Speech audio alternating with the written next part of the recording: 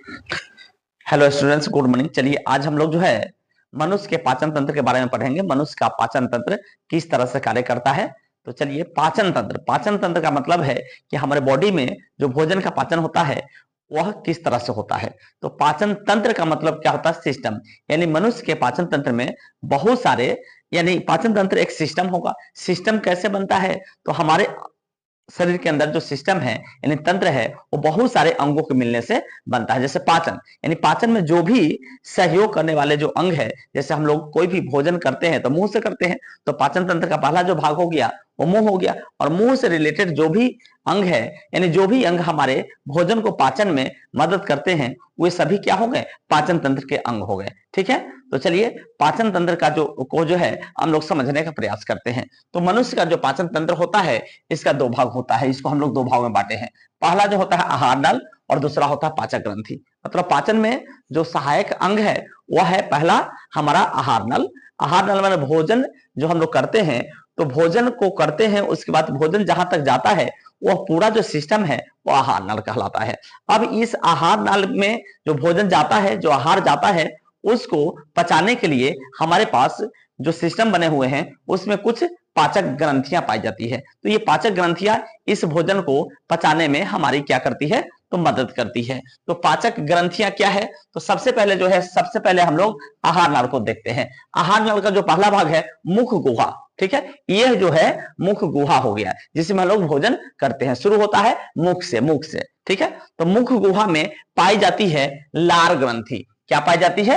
लार ग्रंथि। कौन सी ग्रंथि पाई जाती है? लार ग्रंथि, जो पाचक ग्रंथि कहलाती है। ठीक है, हमारे मुंह में जो पाचन होता है वो कार्बोहाइड्रेट का पाचन होता है। किसका पाचन होता है? तो कार्बोहाइड्रेट का पाचन होता है। हम लोग के भोजन का एक पार्ट है, एक घटक है कार्बोहाइड्रेट। ठीक है, हम लोग जो भोजन करते हैं उसमें मुख्य रूप से हमें कार्बोहाइड्रेट, प्रोटीन, वसा, विटामिन, खनिज, ये सब जो है पदार्थ हमें मिलता है। तो इसमें एक पार्ट है इसका कार्बोहाइड्रेट। तो कार्बोहाइड्रेट का पाचन हमारे मुंह में किसके द्वारा होता है? तो आपको जो है लार ग्रंथि के द्वारा होता है। लार ग्रंथि जो है तीन तरह का पाया जाता है। एक पैरोटिड ग्रंथि, दूसरा सबलिंगुअल ग्रंथि और तीसरा सब मैंडिबुलर लार ग्रंथि। यानी लार ग्रंथि हमारे मुंह के अंदर कितने तरह का है? तो लार ग्रंथि तीन तरह का है। पहला पैरोटिड लार ग्रंथि, दूसरा सबलिंगुअल लार ग्रंथि और तीसरा सब मैंडिबुलर लार ग्रंथि। ठीक है, तो ये लार ग्रंथियां जो है हमारे मुंह में क्या स्रावित करती है? तो लार स्रावित करती है। लार में भी एंजाइम पाए जाते हैं। एक टाइलिन एंजाइम पाया जाता है और एक डाइस्टेज एंजाइम पाया जाता है जो जीवाणु नाशक भी होते हैं। ठीक है, तो यह हमारे कार्बोहाइड्रेट पर क्रिया करके कार्बोहाइड्रेट को तोड़ने का काम करते हैं। कार्बोहाइड्रेट का पाचन हमारे मुंह में लार ग्रंथि के द्वारा हो जाता है। और जब कार्बोहाइड्रेट का पाचन हो गया तब भोजन क्या होता है? छोटे छोटे टुकड़े में बढ़ जाता है और उसके बाद भोजन हमारे जो है मतलब कि मुंह से अंदर की ओर जाता है। तो यहां पे जो है आपको सबसे पहले जो सामना होता है उसका ग्रसनी पर। तो ग्रसनी पर जो है उसका दो भाग है, एक निगल द्वार और एक कंठ द्वार। ठीक है, तो जैसे हम लोग भोजन करते हैं तो कंठ द्वार पर एक जो है रचना पाया जाता है जिसको हम लोग क्या कहते हैं? एपिग्लोटिस कहते हैं। जैसे हम लोग भोजन करते हैं तो उस समय ये रचना जो है हम यहाँ पे आपको दिखा देते हैं। जैसे यह जो है हमारा भोजन जाने का अंग है, रास्ता है, और यह मान लेते हैं सांस लेने का रास्ता है। यहाँ पे एक एपिग्लोटिस लगा होता है। अब जैसे हम लोग भोजन करते हैं उस समय ये एपिग्लोटिस इधर से इस सांस वाले को बंद कर देता है, भोजन को नीचे आने देता है। और फिर जब हम लोग भोजन कर लेते हैं तो साथ साथ हमारे अंदर श्वसन की भी क्रिया चलती रहती है। तो उस समय फिर ये जो है एपिग्लोटिस इधर जो है भोजन वाले नली को बंद कर देती है और ये सांस वाले नली को चालू कर देती है। यानी एपिग्लोटिस का काम क्या है? ये भोजन को अंदर जाने देना। अगर उसी समय हम लोग कभी कभी करते क्या है कि खाते वक्त आपस में बात करते रहते हैं, तो उस पीरियड में होता क्या है कि आपको हमारा भोजन जो है कभी कभी नाक के रास्ते जो है बाहर निकल जाता है। तो ही एपिग्लोटिस जो है ठीक से कार्य नहीं करता है, जिसके कारण जो है मतलब कि एपिग्लोटिस कब ठीक से नहीं काम करता है तो हमारा ध्यान कहीं भटक जाता है। उस स्थिति में तो भोजन जब नीचे जाता है तब यहाँ पे जो सामना होता है हमारे ग्रास नली में भोजन जाता है। कहाँ जाता है? तो ये हमारा जो है ग्रास नली है। ये क्या है? ये ग्रास नली है। यही हमारा ग्रास नली है। तो ग्रास नली में जैसे कंठ से भोजन नीचे जाता है तो एक बार भोजन सीधे जो हमारे आमाशय में यानी पेट में भोजन आ जाता है। तो ग्रास नली में क्रिया होती है क्रमानुकुंचन। ग्रास नली में क्या होता है, एक क्रमानुकुंचन एक क्रिया है, यानी भोजन को जो धक्का देता है। तो भोजन एक धक्का देता है, मुंह से ग्रास नली से सीधे जो भोजन नीचे आता है, तो देखिए यहाँ ग्रास नली से सीधे भोजन आता है, सीधे इस आमाशय में आ जाता है। इसको हम क्या बोलते हैं, तो इसको हम लोग बोलते हैं, लिख लीजिए इसको हम लोग मुख बोलते हैं। यहाँ पे हमारा मुख है, यह क्या हमारा, यह हमारा ग्रास नली है, ये हमारा क्या है, तो ग्रास नली है। और ग्रास नली के बाद भोजन जो आता है इसको हम लोग क्या कहते हैं, तो अमाशय कहते हैं। क्या कहते हैं, तो इसको हम लोग अमाशय कहते हैं। ये हमारा क्या है, अमाशय है। असल में हमारा पेट यही अमाशय है, ठीक है। ये तो उदर है जिसको हम ये पेट कहते हैं, ठीक है, ये उदर है। अब ये देखिए ये जो अमाशय है इसमें भोजन आ गया, इससे क्रमानुकुंचन के बाद ग्रास नली से भोजन कहा गया, अमाशय में। अब अमाशय में क्या पाया जाता है, तो अमाशय में जो है एक ग्रंथि पाई जाती है जिसको हम जठर ग्रंथि कहते हैं। कौन सी ग्रंथि कहते हैं, जठर ग्रंथि कहते हैं। जठर रस में होता क्या है, तो HCl होता है, म्यूकस या श्लेष्मा इसको कहते हैं, और पेप्सिनोजोन एंजाइम पाया जाता है, ठीक है। अब देखिए यहाँ पे क्या हम बताए हैं कि अमाशय जो है 3 भाग में बटा होता है। पहला भाग इसका कार्डियक कहलाता है, पहला भाग कार्डियक, दूसरा भाग फुंडी कहलाता है, और तीसरा भाग, हाँ तो देखिए ये पहला वाला भाग क्या कहलाता है, तो कार्डियक कहलाता है। दूसरा वाला भाग जो है यह कहलाता है फुंडी कहलाता है। ये वाला भाग हमारा क्या कहलाता है, तो फुंडी कहलाता है। और तीसरा वाला भाग, ये वाला भाग हमारा क्या कहलाता है, तो पाइलोरी कहलाता है, पाइलोरी कहलाता है। अब देखिए ये जो कार्डियक होता है इसमें HCl का स्राव होता है, ठीक है। यह जो होता है ये रूजी होता है, मतलब कि कांटे नुमा संरचना इसमें पाई जाती है, ठीक है। और इसमें जो है आपको पेप्सिनोजन एंजाइम पाया जाता है। अब चलिए तो अब हम लोग इसको समझते हैं अमाशय को। तो अमाशय 3 भागों में बटा होता है, ठीक है। तो इस वाले भाग में HCl होता है। जो भोजन आता है हमारे पेट के ऊपरी भाग में, जो भोजन आता है तो वह HCl के साथ मिल जाता है, यानी HCl उस पर क्रिया करती है और अम्ल के साथ वो भोजन मिल जाता है और छोटे छोटे टुकड़े में वो टूट जाता है। उसके बाद यह वाला भाग जो होता है वो कांटे नुमा होता है, यानी रूजी का बना होता है, ठीक है। तो मवेशी में क्या होता है, यह थोड़ा सा ज्यादा डेवलप्ड होता है, हम लोगों में थोड़ा सा कम होता है, ठीक है। अब इसके बाद जो भोजन यहां से जब यहां आता है तो वो भोजन जो है मतलब कि बहुत छोटा छोटा टुकड़ा में टूट गया होता है। अब इसमें जो एक एंजाइम होता है वो पेप्सिनोजन होता है। कौन एंजाइम होता है, पेप्सिनोजन होता है। तो पेप्सिनोजन जो होता है वो निष्क्रिय एंजाइम होता है। कौन सा एंजाइम होता है, निष्क्रिय, मतलब कि इनएक्टिव एंजाइम होता है। तो ये जो HCl के साथ जो भोजन मिला हुआ है तो HCl क्या करता है, ये इस निष्क्रिय पेप्सिनोजन को सक्रिय पेप्सिन में बदल देता है, माने उसको एक्टिव बना देता है, एक्टिव मोड में ला देता है। अब ये जो सक्रिय पेप्सिन है सो भोजन के प्रोटीन पर क्रिया करके उसको प्रोटीन को पेप्टोन में बदल देता है। इसमें बदलता है, पेप्टोन में बदलता है। यानी इस तरह से हम लोग समझे कि अमाशय के अंदर जो है किसका पाचन हो गया, तो प्रोटीन का पाचन हो गया, ठीक है। और इसी में वसा का भी पाचन होता है। इसमें एक एंजाइम पाया जाता है, वह गैस्ट्रिक लाइपेज एंजाइम पाया जाता है, जो वसा पर क्रिया करके उसको वसा अम्ल तथा ग्लिसरॉल में तोड़ देता है। अब देखिए यहां से हमारे पास यहां जो भोजन है वो एकदम लेई के समान भोजन बन जाता है, जिसको हम लोग आपको काइम कहते हैं, ठीक है। अब देखिए ये जो काइम है यानी भोजन एकदम जो छोटा छोटा टुकड़ा में मिल गया, एकदम लेई के समान जो भोजन बन गया, रचना भोजन हो गया। अब यहाँ पे जो है ये क्या है, यकृत है, यकृत है। यकृत क्या है, तो यकृत जो है मानव शरीर की सबसे बड़ी ग्रंथि है।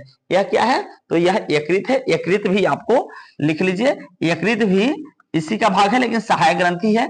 यहाँ पे हम लिखे हैं, इधर में देखिए लिखे हैं यकृत। यकृत जो पीत रस का स्राव करता है। यकृत किसका स्राव करता है, यह यकृत जो है पीत रस का स्राव करता है, जो पीत रस पित्ताशय में जमा रहता है। यह है हमारा, यह क्या है, तो यकृत है। यकृत है मानव शरीर की सबसे बड़ी ग्रंथि है। इसका वजन जो होता है वो 1.5 kg होता है, लगभग 1.5 kg होता है, ठीक है। इसका वजन कितना होता है, 1.5 kg। मानव शरीर की सबसे बड़ी ग्रंथि याद रखिएगा यकृत होता है। यकृत पीत रस का स्राव करता है। कौन सा रस स्रावित करता है, पीत रस। यह पीत रस इस पित्ताशय में जमा रहता है। यह क्या है, तो यह है आपको पित्ताशय। क्या है, तो पित्ताशय, इस पित्ताशय में जमा रहता है। पित्ताशय से जो पीत रस है वह इस पाइलोरिक वाले भाग में आता है। और यहां जो है ये कौन सी रचना है, तो ये है अग्न्याशय। ये क्या है, ये है अग्न्याशय। ये क्या है? तो अग्न्याशय है। अग्न्याशय में देखिए जो एंजाइम पाए जाते हैं वह ट्रिप्सिन, एमाइलेज, लाइपेज और न्यूक्लियस एंजाइम पाए जाते हैं। अब देखिए जरा ध्यान से, इस पीत रस में कोई एंजाइम नहीं पाया जाता है, तो इसका काम क्या है? भोजन को किस तरह से पचाता है? तो यहां से जो हमारा भोजन आया है वो HCl युक्त यानी ज्यादा अम्लीय भोजन है। ठीक है, अब ज्यादा अम्लीय भोजन है तो अब इतना ज्यादा अम्लीय हो जाता है यहाँ पे कि यह जो है इस भोजन का पाचन हमारा छोटी आंत नहीं कर सकता, क्योंकि यहाँ से जो भोजन है वो हमारे, अब देखिए यहाँ से जो शुरू होता है रचना, यहाँ से छोटी आंत की रचना है। ये टोटल छोटी आंत है। कहने के लिए छोटी आंत है, लेकिन यह जो है सबसे बड़ी, मतलब कि आहार नाल का सबसे बड़ा भाग है। इसकी जो लंबाई होती है वो होती है लगभग 6 मीटर और चौड़ाई जो होती है वो लगभग जो है 2.5 सेंटीमीटर होती है। ठीक है, छोटी आंत की लंबाई कितनी होती है यहां से यहां तक की टोटल? तो छोटी आंत की लंबाई होती है आपको 6 मीटर लगभग और चौड़ाई जो होती है 2.5 सेंटीमीटर लगभग। ठीक है, यहां से यहां तक की रचना आपको छोटी आंत कहलाती है। अब देखिए तो छोटी आंत इस अम्लीय भोजन का पाचन नहीं कर सकता, इसके लिए इस पीत रस जो है यहाँ से पित्ताशय पीत रस देता है और ये पीत रस अम्लीयता को, भोजन की अम्लीयता को नष्ट करता है, यानी उसको अब थोड़ा सा बेसिक प्रकृति की होती है। जो पीत रस जो होता है, पीत रस कहां लिखे, यह जो होता है सो क्षारीय प्रकृति की होती है। कैसी प्रकृति होती है? क्षारीय प्रकृति की होती है। इसका जो रंग होता है वो हरा होता है। कैसा होता है? गाढ़ा हरा रंग का होता है। ठीक है, अब देखिए तो ये पीत रस यहां स्रावित कर दिया तो भोजन की अम्लीयता को नष्ट कर दिया। अब यहां से जब भोजन की अम्लीयता को नष्ट कर दिया तो यहां से ये जो है अग्न्याशय अग्नाशी रस देता है। अग्नाशी रस में कौन एंजाइम पाया जाता है? ट्रिप्सिन, एमाइलेज, लाइपेज और न्यूक्लियस। तो यहां से अग्नाशी रस और यहां से पीत रस दोनों अब इस भोजन पर कार्य करता है और इस छोटी आंत में जो है आंतर रस स्रावित होता है और इसके साथ जो है भोजन का पूर्ण पाचन हो जाता है। भोजन का पूर्ण पाचन कहां होता है? तो छोटी आंत में होता है। अगर सीधे कोई क्वेश्चन पूछता है कि भोजन का पूर्ण पाचन कहां होता है, तो भोजन का अंतिम रूप से पूर्ण पाचन छोटी आंत में होता है। अब छोटी आंत के किस भाग में होता है? तो यहां पे समझिए, छोटी आंत 3 भागों में बटा होता है। छोटी आंत जो है यहां से शुरू होता है और यहां तक 3 भागों में बटा होता है। छोटी आंत के यहां से लेकर के यहां तक की रचना जो है सी आकार की जो रचना है वह कहलाती है ग्रहणी। देखिए छोटी आंत का हम लिख दिए हैं, नंबर 1 में ग्रहणी, दूसरा भाग जेजुनम और तीसरा भाग इलियम। यानी छोटी आंत के 3 भाग है, पहला ग्रहणी, दूसरा जेजुनम, तीसरा भाग इलियम। यानी यहां से शुरू होता है यहां तक तो ये ग्रहणी हो गया, यहां से यहां तक का भाग जो है जेजुनम हो गया और यहां से यहां तक का भाग है इलियम है। यानी भोजन का अंतिम रूप से पाचन कहां होता है? तो इलियम में होता है। ये बात याद रखिएगा, भोजन का अंतिम रूप से पाचन कहां होता है? तो इलियम में होता है और इलियम में भोजन का अंतिम रूप से पाचन हो गया। अब यहां पे जब भोजन का अंतिम रूप से पाचन हो गया तो अब अपचा भोजन कहां भेज दिया जाएगा? तो बड़ी आंत में। यहां से लेकर के यहां तक की ये टोटल जो रचना है ये है आपको बड़ी आंत की। किसकी रचना है? तो ये बड़ी आंत की। ये हो गया आपको कौन सी आंत? तो छोटी आंत हो गया, छोटी आंत हो गया। यह कौन सी रचना हो गया? तो ये हो गया आपको बड़ी आंत हो गया, बड़ी आंत हो गया। अब देखिए बड़ी आंत हो गया, छोटी आंत यहां है, यहां से शुरू होता है बड़ी आंत। छोटी आंत और बड़ी आंत के जोड़ पर जो नली होती है इस नली को हम कहते हैं, क्या कहते हैं? तो सीकम। कौन सी नली कहते हैं? सीकम। यह भी क्वेश्चन पूछा जाता है। बड़ी आंत और छोटी आंत के जोड़ पर जो नली होती है उसको हम सीकम कहते हैं। क्या कहते हैं? तो इसको सीकम कहते हैं। अब देखिए यहां पे एक रचना ये दिख रहा है तो यह अवशेषी अंग है, इसको हम परिशेषिका कहते हैं या फिर अपेंडिक्स कहते हैं। क्या कहते हैं? अपेंडिक्स कहते हैं, अपेंडिक्स कहते हैं। यही जो रचना है ये अपेंडिक्स है। देखिए मानव शरीर में जो है अपेंडिक्स को अवशेषी अंग कहा गया है। क्यों अवशेषी अंग कहा गया है? अवशेषी माने अवशेष, यानी इसका हमारे बॉडी में कोई काम नहीं है, बेकार का रचना है, इसको आप काट के हटवा भी सकते हैं। ठीक है, तो इसको अवशेषी अंग कहते हैं, इसको परिशेषिका या फिर अपेंडिक्स कहा जाता है। ठीक है, तो ये देखिए अब इसके बाद यहां से शुरू होता है कौन सी आंत? तो बड़ी आंत। यहां से लेकर के यहां तक की जो रचना है वो बड़ी आंत है। तो यहां से देखिए यह जो है बड़ी आंत आपको 2 भागों में बटा होता है, पहला भाग कोलन और दूसरा भाग रेक्टम। देखिए हम लिखे हैं कहीं पे, देखिए बड़ी आंत, बड़ी आंत के 2 भाग है, पहला भाग कोलन कहलाता है और दूसरा भाग रेक्टम, रेक्टम में मलाशय कहलाता है। देखिए तो यहां से यहां तक का जो ये टोटल जो भाग है वो है आपको कोलन और यह जो भाग है यह है रेक्टम। रेक्टम, रेक्टम या मलाशय इसी को कहते हैं, इसको हम रेक्टम कहेंगे या फिर मलाशय कहेंगे।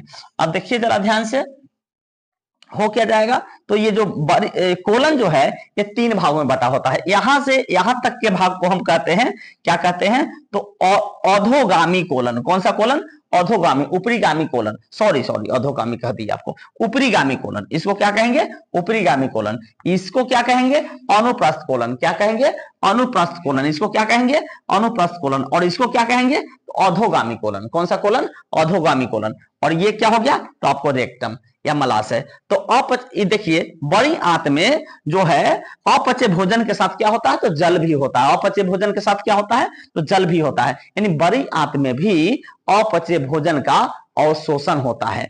उसके बाद जो है, जो पूर्णतः जो अपचा भोजन है वो मल के रूप में जो है रेक्टम को भेज दिया जाता है। और रेक्टम यानी मलाशय में वह जमा रहता है, जो समय समय पर हमारे बॉडी से जो है बाहर निकाल दिया जाता है। ठीक है, तो यह रेक्टम का काम है। तो हमको जो लगता है उसके हिसाब से आज जो है पूरे जो है पाचन तंत्र का टोटल कंप्लीट हो गया। अब आपको इसमें जो महत्वपूर्ण जो भी चीज था वो सारे चीजों को हमने इस वीडियो में कवर करने का प्रयास किया। आपको अगर वीडियो अच्छा लगा तो लाइक शेयर और कमेंट जरूर करिएगा। यदि आप हमारे यूट्यूब चैनल पर पहली बार विजिट कर रहे हो तो चैनल को सब्सक्राइब कर लीजिएगा। और यदि आप हमारे फेसबुक पेज पे देख रहे हो तो पेज को फॉलो कर लीजिएगा। थैंक यू, धन्यवाद।